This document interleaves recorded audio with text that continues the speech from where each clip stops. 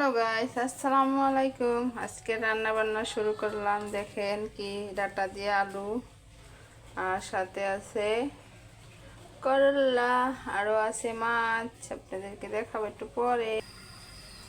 এটা আমি ভাপায় নিব। অনেকের গন্ধ আসে, একটু ভাপ দিয়ে নিলে গন্ধটা আসবে না, তাই একটু ভাপ দিয়ে নিলাম। দেখেন মাছে এবার নুন হলুদ মাখিয়ে নেব। ওদিকে ডাটাটা আমি সিদ্ধ করতে দিচ্ছি। একটু সিদ্ধ একটু ভাপ উঠলেই নামিয়ে মাছটা ভাজা মাখিয়ে রেখে দিই, একটু ভিতরে ঢুকো।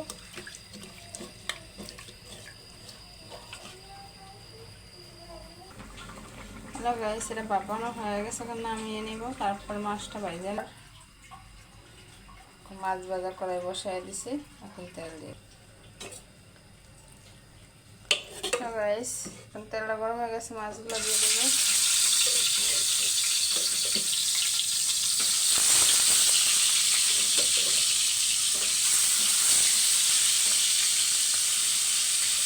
ভাজা হয়ে গেছে, এবার কড়াই দিয়ে দিচ্ছি। কড়াই গরম হয়ে গেলে তেল দিয়ে দেবো, সাথে দিয়ে দিচ্ছি। এবার এই জিনিসটা ভালো করে কষাই নেব।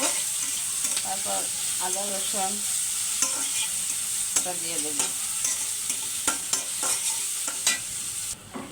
আদা রসুন বাটাটা দিয়ে দিছি। এবার বাদ বাকি মশলা দিয়ে দেব।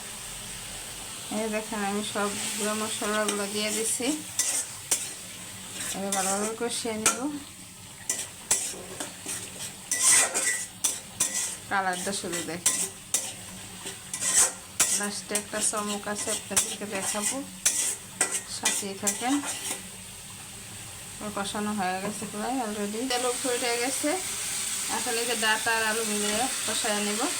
সামান্য পানি দিয়ে মাছ দিয়ে দেবো। গাইস, সে তার গাড়িটা ভালো করে মুছতে আছে, কারণ আমি ব্যালকনি দিয়ে ফেলাইছি। গাড়ি হয়ে দেন না, গামছা দিয়ে মুছতে আছে। গামছা দিয়ে মুছতে আসো? আচ্ছা, ভালো করে পরিষ্কার করো, ভালো যেন পরিষ্কার হয়। অবশ্যই সে পরিষ্কার করতে আছে সুন্দর মতো। দেখে আর যদি তেল উঠে গেছে, এবার আমি কী দেবো দেখেন।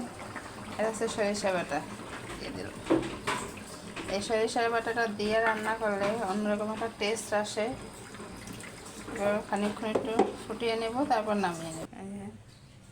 কালারটা শুধু দেখেন,